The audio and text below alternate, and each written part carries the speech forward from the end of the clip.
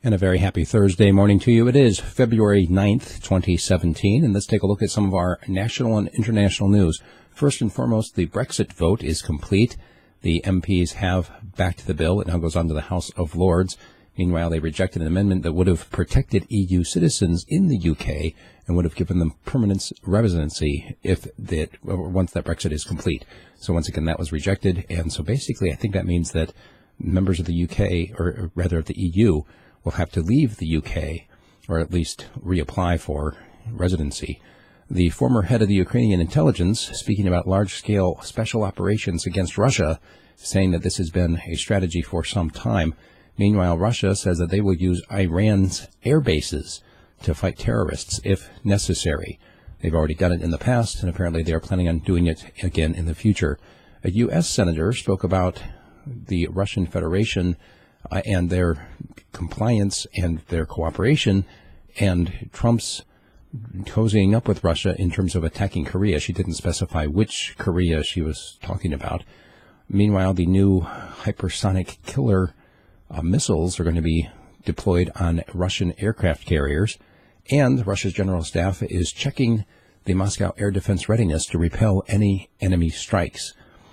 The Estonian intelligence has warned that NATO could still attack Russia in 2017, although the probability is a little low. And Wikipedia has decided to ban the Daily Mail as a, quote, unreliable source for its website. Meanwhile, we still like the stories that we see at the Daily Mail. For instance, this one about the lawyers claiming that the cop was justified in shooting Philando Castile dead because the black cafeteria worker was, quote, reaching for his gun, even though he had informed the cop, hey, look, I'm legally armed, my gun is right there. Well, and he shot him 7 times, right as his girlfriend captured that death on Facebook Live. The numbers of countries have assigned armed guards to Russian ambassadors, this in light of the murder of a Russian ambassador that happened in Turkey. You recall that a few months ago.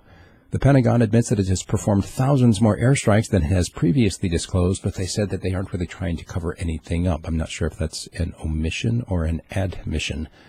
Also, there's a new law in Arizona that will require car passengers to carry identification. This new bill is actually a resurrection of an old bill that had been declared unconstitutional. Now they're clarifying because the representative who's proposing this bill says that policemen need to know who they're talking to. We're going to be talking about that in our commentary today. Also, President Trump has lashed out once again at the judges over his travel ban, calling the hearings, quote, disgraceful. And Trump is planning on powwowing today with friendly Senate Democrats as he's trying to get his Supreme Court nominee onto the bench.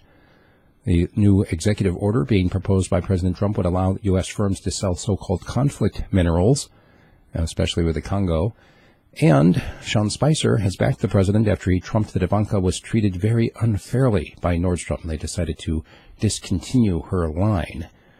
And Yemen has formally asked the United States to revisit their strategy after the botched raid that killed 30 civilians. Lastly, Pearl Harbor 2. Right now it's being speculated that China has prepared for a preemptive strike against U.S. military bases that would cripple American forces in the region. What they've done is, on their mock-ups, the places that they're attacking look exactly like the American military bases in the region.